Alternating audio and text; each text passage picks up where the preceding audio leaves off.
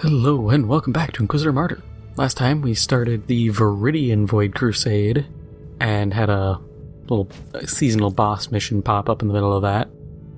And this time we are actually going to continue on with our run. So we gotta go to this one. Yeah. The map knows all, tells all.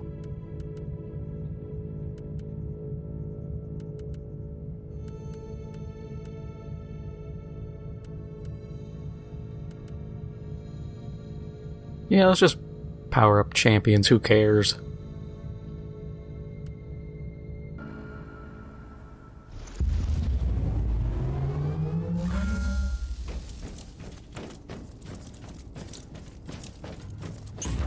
If you haven't been keeping up with gaming news, especially recently, like this week, actually only a couple days ago now, Bungie devs got hit with another wave of layoffs. Which, I may not be the biggest Bungie fan these days, but I'm not sitting here, kicking my feet, giggling over people losing their job. That's unfortunate, and it always sucks. The thing that I think is probably the saddest is you get these people going, oh, what went wrong? And I, myself and a number of people in the community can sit down and provide you with an itemized list if need be. Because everything from the infamous GDC conference from last year, talking about, what was it? How Elden Ring over-delivered and they don't want to over-deliver. The old talk of how making content is difficult and how they couldn't do the 2 expansions a year, but then they flipped to 4 seasons a year. To them now going, oh, well, we can't do that, so we're going to do, instead of seasons, 3 episodes, which was, it's seasons. They just stretch them out a little longer. New content every 6 weeks, apparently. So I'm guessing just like story mission drip fed.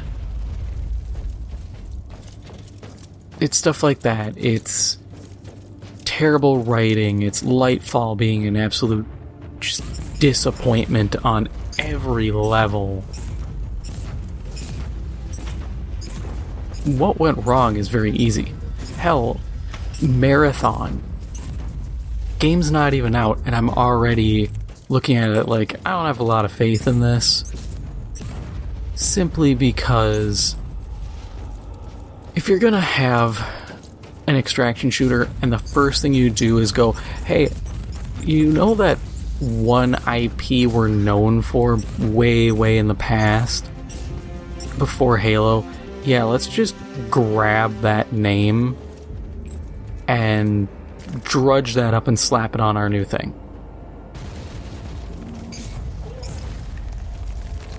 I've never had faith, especially now, when a name of something old is slapped on a game. Or a show. Look at the Netflix Resident Evil show. That wasn't Resident Evil. That was a CW show. Some terrible writing, just with the Resident Evil name grafted on there, and they just slapped like Umbrella Corporation and Wesker in there.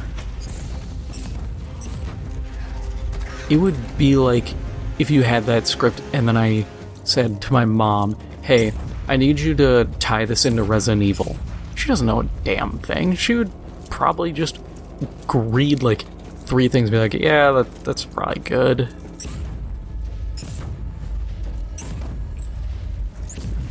So it's like when you see that with games, there's not a lot of faith. I sure don't have faith in it. Extraction shooters, I believe, are on the way out.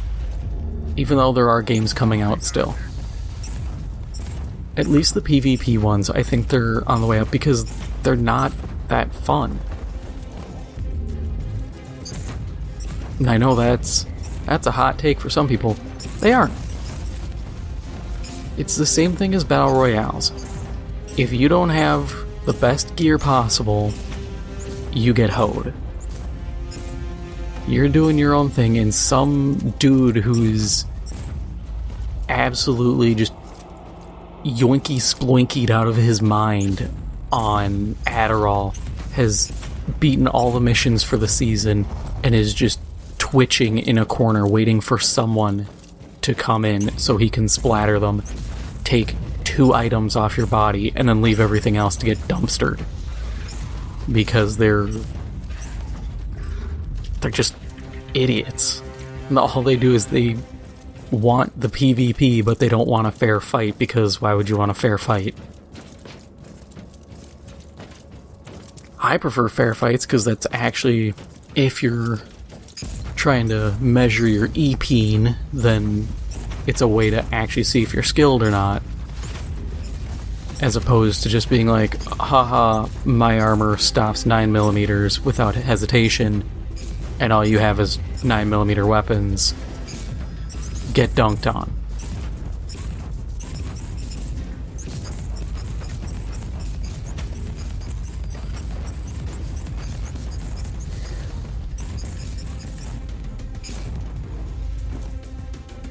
Analysis complete. The data slate you found has a unique encryption litanies running. You need to access a decryption terminal.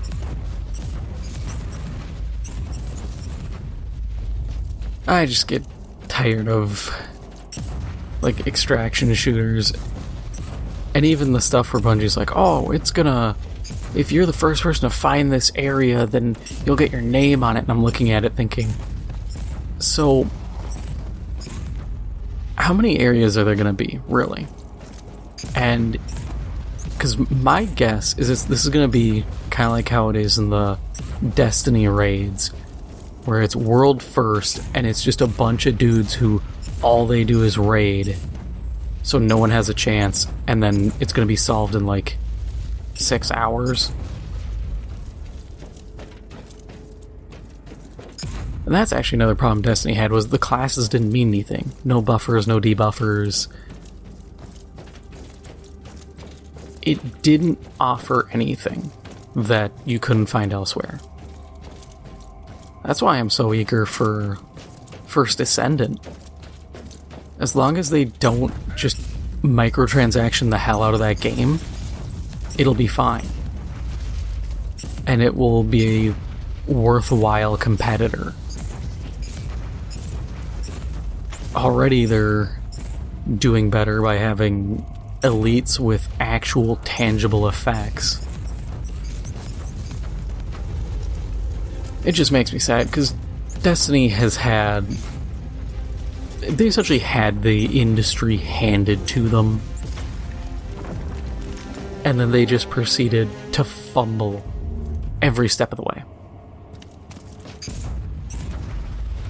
And it's tragic, because I remember reading, like, Glassdoor and a lot of stories of people who worked there and left, and they all would boil down to, yeah, the company's full of yes men at this point who are just happy to be there, so there's no pushback on bad ideas, and these bad ideas get made.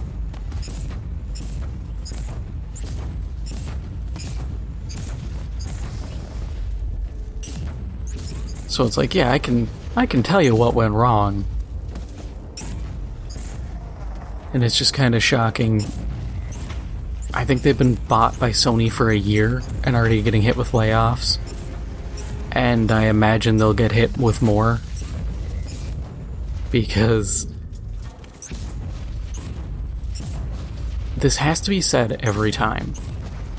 So strap in. You're gonna learn some markets and economics.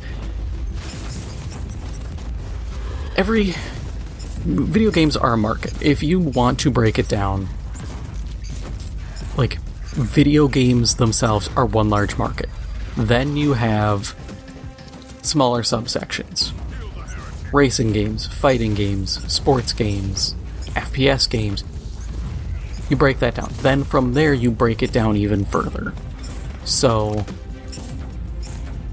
when when like Sony or Microsoft's like, we sold 50 million systems or whatever, that doesn't mean much. You can never expect 50 million copies of a game to be sold, because that would mean absolute market saturation. Everyone is buying it, and that is insane. That is such an untenable and unbelievable goal that you are smoking some Maui Wowie crack if you think you can sell to everyone. Nothing sells to everyone. It just simply doesn't exist. But so, when you have, like, FPS games, you're then looking at extraction shooters. That is a subgroup.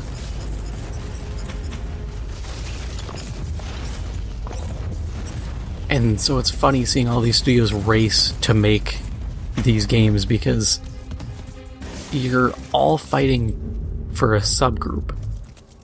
That's why I think the Eve Guardians is gonna... Or no, Eve Vanguard, my bad. Eve Vanguard, that's gonna crash and burn horrendously.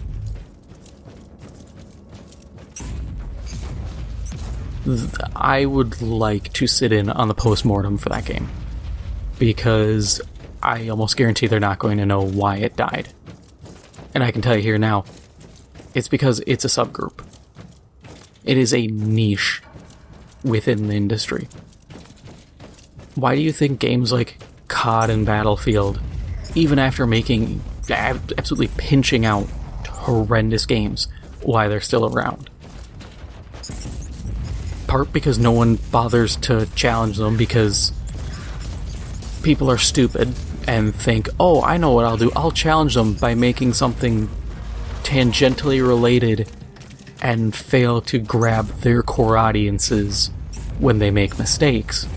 Instead, I will make a niche game that will only grab a subset of their audience, and then because it's a niche, essentially sub-game, a game mode, they will then see my success and then just copy it.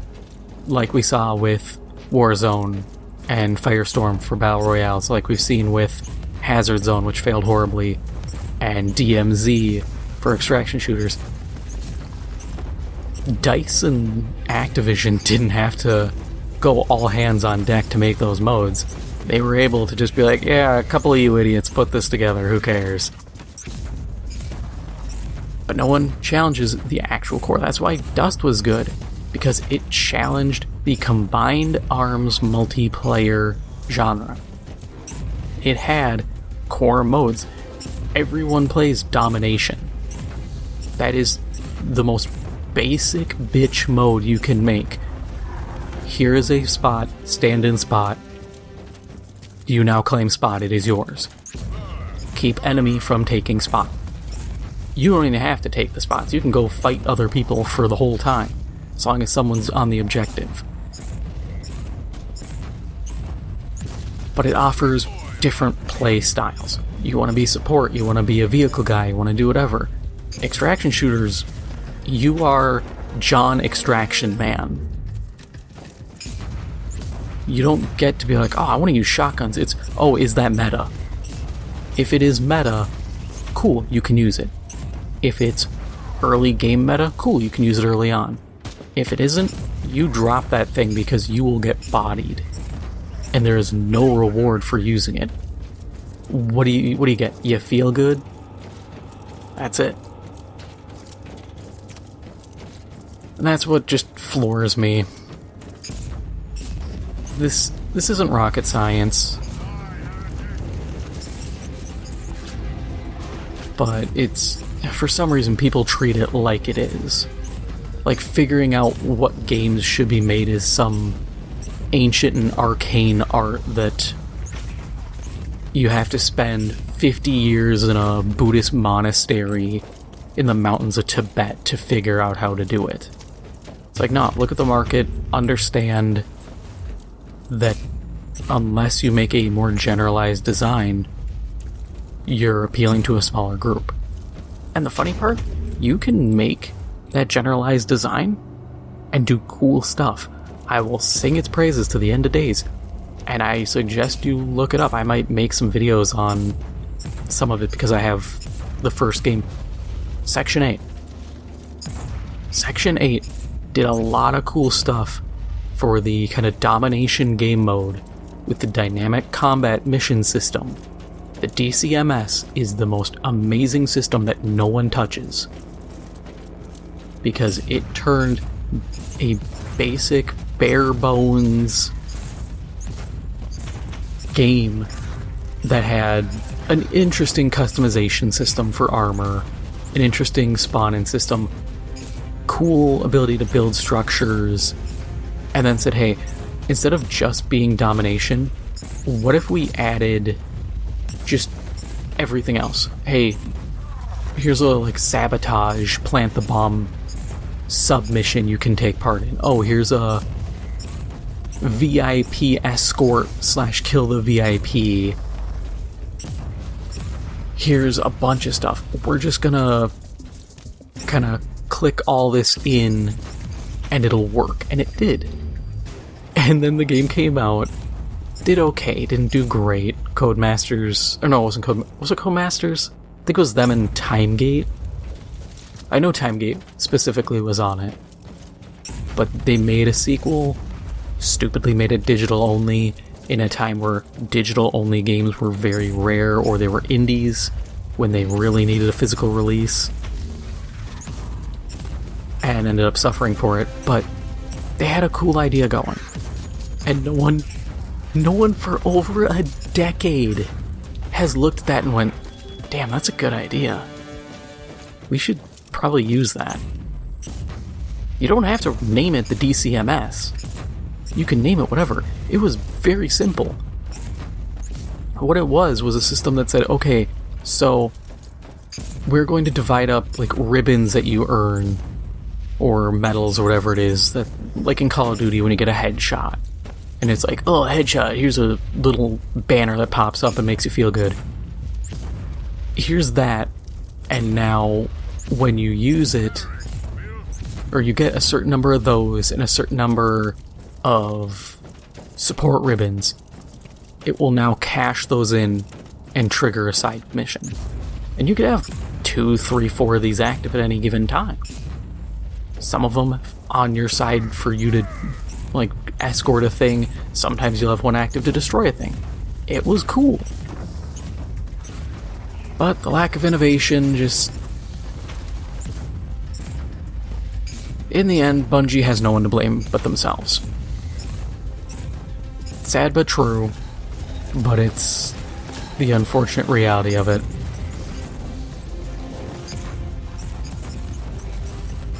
And I just worry that this is just going to be the first of many instances of layoffs in that studio. And I don't think they're going to learn from their mistakes. I can't imagine they're going to make a Destiny 3. I've seen people go, oh, I can't wait for Destiny 3 to come out. It's not happening.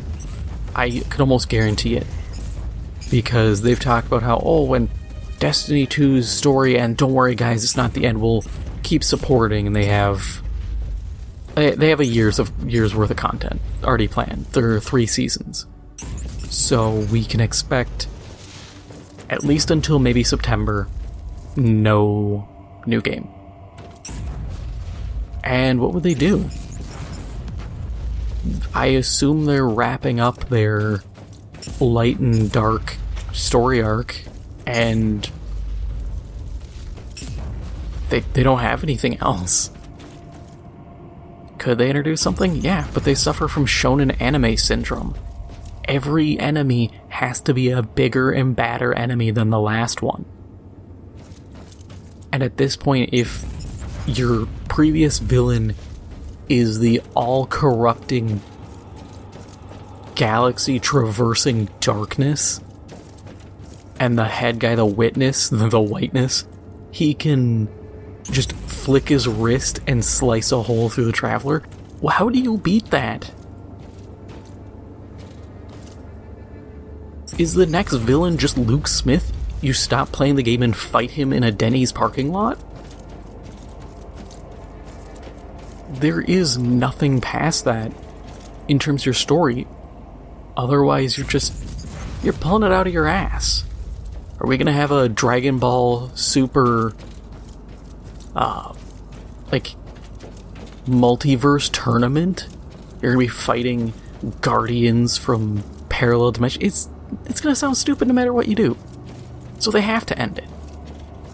And then that cash cow that Sony was banking on, that's gone. Now you just got Bungle, who's just bungling the industry.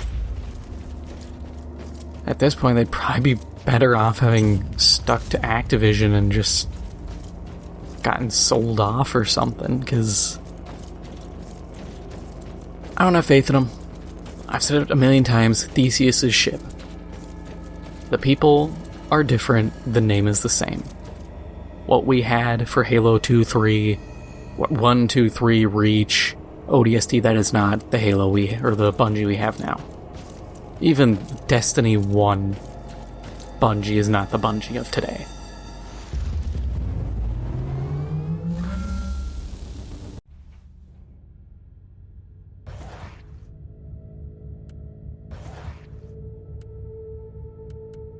Alright, so now we go to here.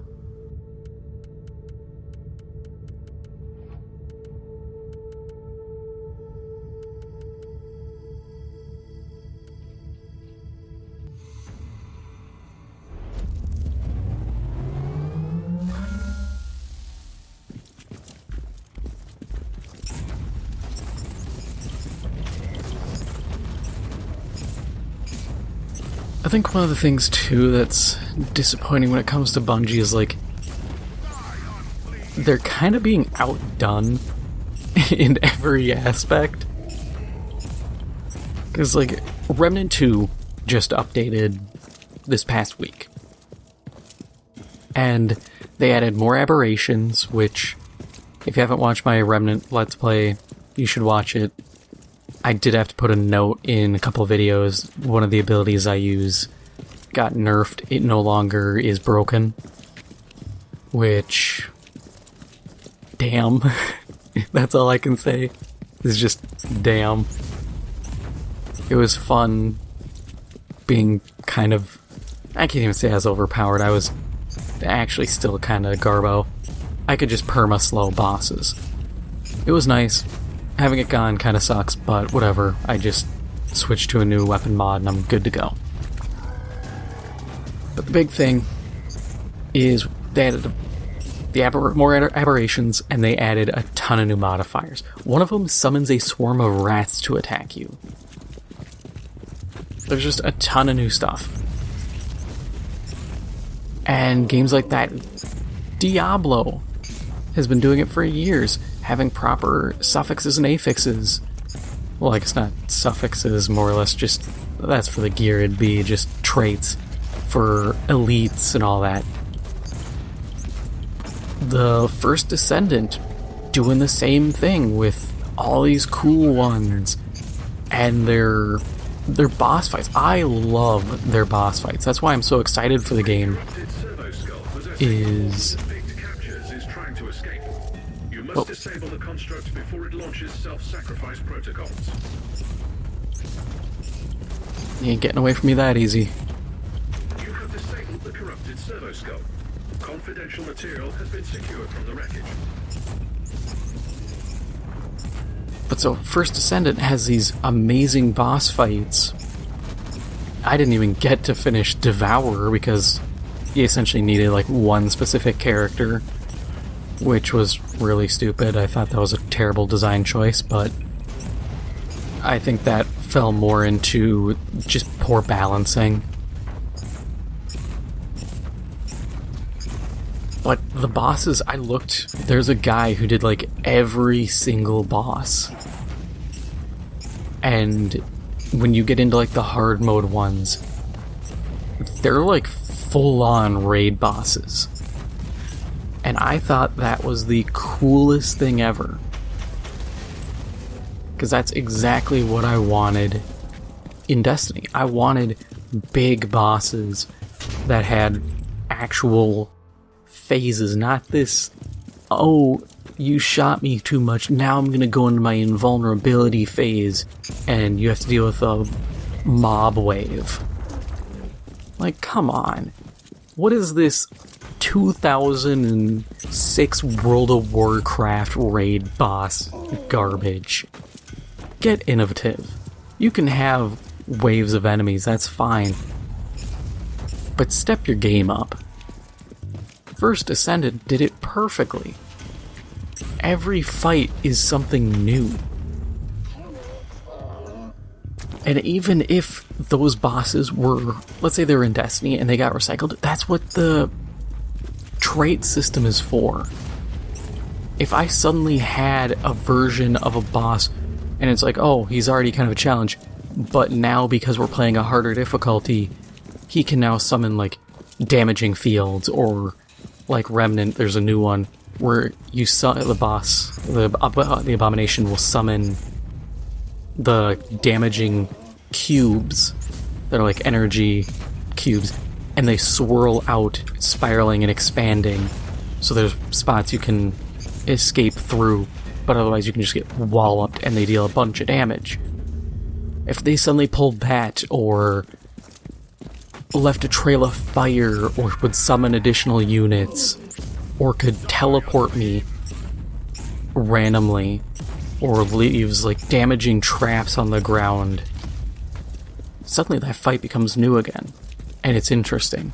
Instead of their champion system where it was just like, yeah, we wanted to do something, so we just made you have to buy attachments to put on your gun, but they're only good against one type, so you're gonna have to cycle these out or buy a bunch of them and put them in different weapons, and yeah, have fun. It's like, no, this isn't fun, this sucks.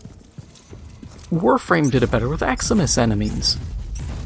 I don't need to buy a special mod or have an exotic that's like, by the way, you deal bonus damage against barrier champions. No. That's stupid. I don't feel rewarded or feel like the loot is engrossing when I'm just looking for random garbage to slot in so I can deal with other garbage. But Bungie, this is why, like I said, I can sit down and provide an itemized list if they really need a what went wrong, because it's not that difficult. And yes, the argument can be made, well, First Ascendant's coming out, so they've been able to look at Bungie and look at Destiny and kind of improve on that. It's like, yeah, react. That is where a Destiny 3 would do wonders. But like I said, where do you go with the story? At this point, I'd like to see someone else make a try at it. Anthem. I stand by this. Anthem could have been an absolute 10 out of 10 banger if EA was like, look, okay, we will give you a second chance with this game. Here, make a sequel. And if they actually sat down and used stuff like that. Because what I would have done is I would have grabbed BioWare and been like, hey, look, we need you guys to write. Grab, what's his name? The guy who did some of the writing. Dan Karpyshyn. He did some of the... I believe he did some of the writing for the older Mass Effect games. Him, grab Karen Travis. She did the Star Wars Republic Commando books. Love those books. Get those two and be like, hey, make something. Story-wise, you're gonna get a banger. Flesh out the world, have these baller-ass bosses, improve the class system so that it's not just stupid. Like, generally, I feel like nobody's really looking at where they should look, and that's old school RPGs. And old school, I mean like D&D 3.5. Which, to me, isn't old school. That's still like me looking at it going, this is still good, right, guys? completely forgetting the last book for that came out like 10 years ago. If not, actually more than 10 years ago. Like 12, if not 13. It's been a while. But you do something like that, where it's like, hey, here's a general class. You are the Arcanist, you are the Scout, you are whatever, and then you have a skill tree. Bring back the RPG elements in RPGs. Because, like, for Scout, what I'd do is I'd make something that's like, hey, if you take this ability, you gain increased damage, even if it's like 5 or 10%, as long as you move for, like, X amount of distance. And then it will, like, when you fire a shot or whatever, it resets.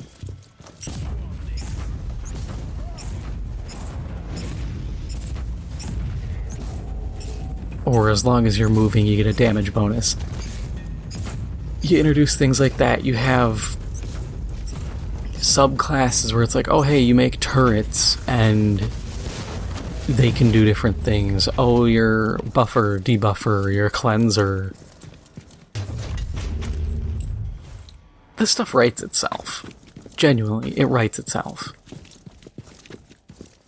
All it takes is someone who plays video games.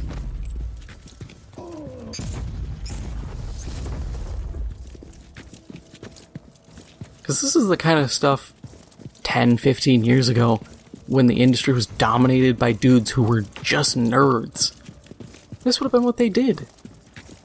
Because that's what it was. It was a bunch of fucking dweebs who were like, yeah, I like video games. Let's make this. This sounds cool, right, guys? And everybody in the studio was like, yeah, that sounds badass. Let's make it.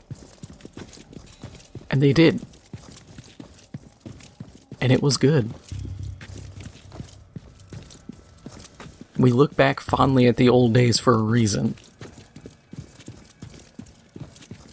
Even if you take into consideration like nostalgia goggles or rose-tinted glasses, they were still pretty good times. And there was a lot more innovation than what we see now.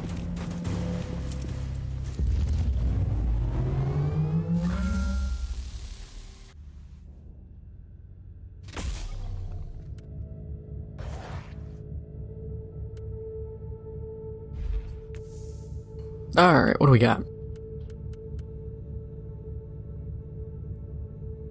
Seeing a whole lot of nothing here. Thunderhammer is cool, but it's a Thunderhammer, so no.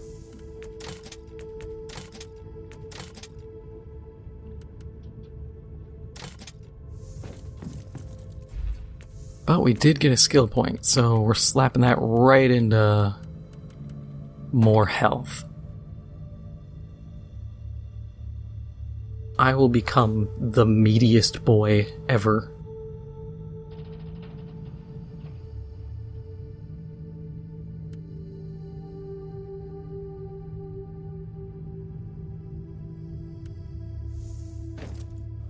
But that is all for now. If you enjoyed this episode, make sure to hit the like button. It helps out the channel a lot. And if you haven't already, make sure to hit the subscribe button. Thank you for watching, and I'll see you in the next one.